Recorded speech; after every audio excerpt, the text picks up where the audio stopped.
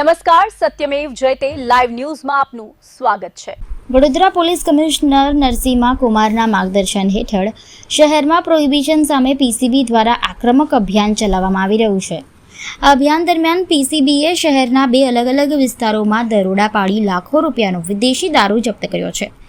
બંને કેસમાં આરોપીઓની ધરપકડ કરી વધુ તપાસ હાથ ધરવામાં આવી છે। પ્રથમ કાર્યવાહી હરણી વિસ્તારમાં આવેલા ગોલ્ડન ટોલ નાકા પાસે કરવામાં આવી હતી।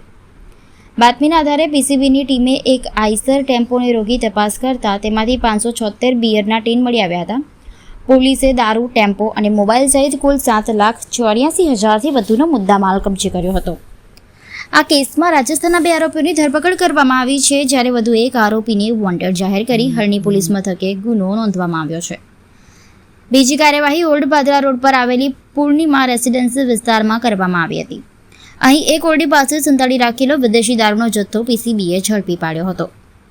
પોલીસે 337 બોટલ અને ટીન સાથે આરોપી મહેશ મૈજીભાઈ પરમારની ધરપકડ કરી હતી। આ કેસમાં 1,19,000થી વધુનો મુદ્દામાલ કબજે કરી જેપી રોડ પોલીસ મથકે ગુનો દાખલ કરવામાં આવ્યો છે। પીસીબીની આ બંને સફળ કાર્યવાહીઓ બાદ શહેરના અસામાજિક તત્વોમાં ફફડાટ ફેલાયો છે। પોલીસે દારૂના સપ્લાય નેટવર્ક અને સમગ્ર ચેઇનની તપાસ શરૂ કરી છે।